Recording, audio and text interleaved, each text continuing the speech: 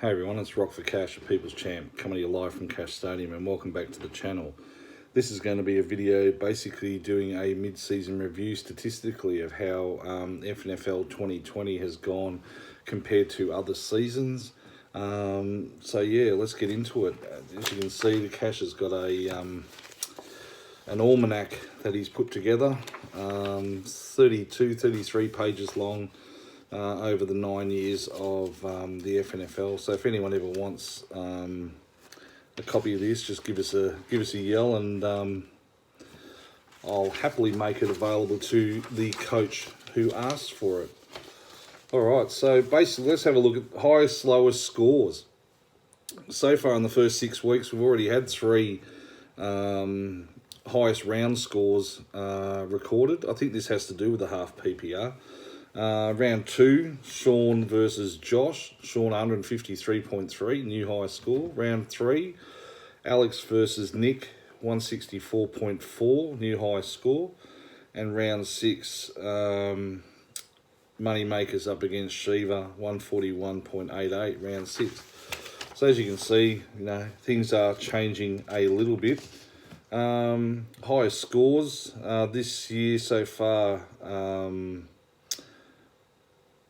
We've got Team Mazza up against Young Remix Killers, scored the highest score, 164.4, round 3 this year. That is the new highest score. I said at the time I expect that possibly that will get beaten throughout the year. Look, it may not. I mean, we're all getting our heads around the half PPR, so we'll just see what happens. But yeah, I think it might be in a little bit of danger. Lowest score this year, 48.74. Little River Giants last week against the Little Waiters in the Little Cup in round 6. Not the lowest score of all time. Little River Giants also holds that one up against Young Remix Killers, round 9, 2017, where they put together a massive score of 19.68. Yes, 19.68. Greatest winning margin this year so far. 71.92, Little River Giants up against the Browns. Didn't think I'd ever say that. Round 2, not the greatest winning margin of all time, though. That is held by Young Remix Killers in 2017. 97.7 points up against, so that was Young Remix Killers up against Little River Giants, round 9 of 2017. So far, we had the 5 wins in a row by Sean. Not even close to the record held by the Browns with 8 wins in 2015 from round 9 to the Duty Bowl. So that was 2015, that's 5 years ago, kids. And a losing sequence, 5 losses in a row by the Browns. Doesn't come close to the 10 losses in a row in 2014 that the Little River Giants had. High scores this year, like I said, we've had already 5 scores over 140, pretty much putting us well in front of previous seasons.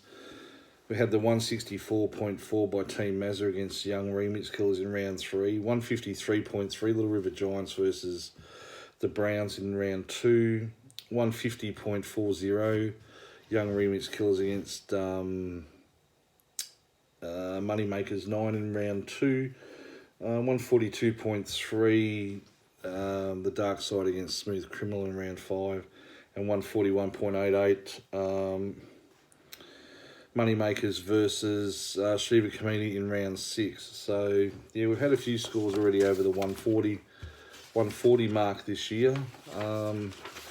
One thing the Cash has noticed, keeps a record of scores over 100 year by year. Give you an idea. At the moment, 2020, we've only played the, 6 rounds. We've already had 48 scores over 100. The record is 65 in 2018, so we're only 17 shy of breaking that record. We've still got basically half the season to go. So the half PPR is definitely making a massive impact in that part there. Highest scores by participants, obviously Team Mazza's 164.4 was their highest score, being the highest score in the league. Sean's 153.3 in round 2 is his highest, and the Dark Side's 142.3 in round 5 is his highest.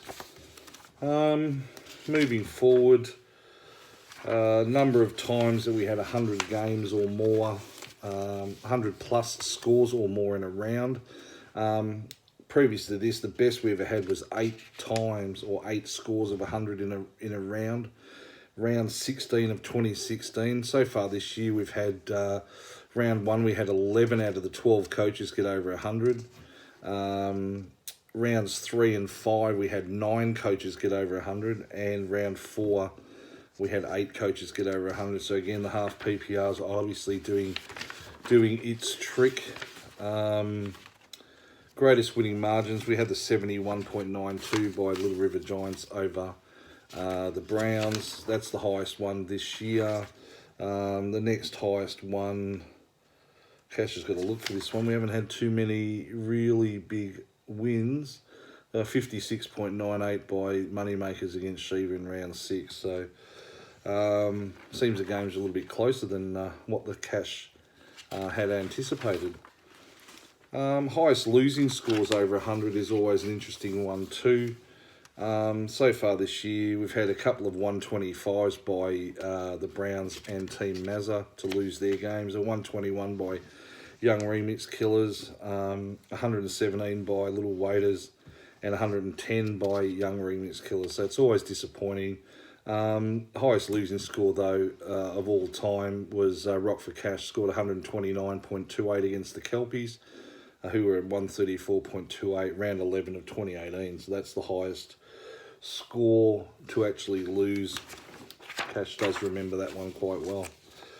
Highest match aggregates is another one that Cash keeps a record of, and again, the Belter game 164.4 by Team Mazza, along with Young Remix Killers 121.38, put them at 285.78. That is now the highest match aggregate score in FNFL history. We've had a 262 round 4 between the Moneymakers and the Browns, a 253 the Browns and Team Mazza, 252 the Dark Side and Smooth Criminal, and a 245 Mitch's Mongrels and the Little Waiters.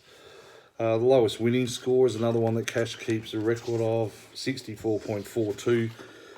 Holds the record this year. That was last week with Little Waiters against Little River Giants.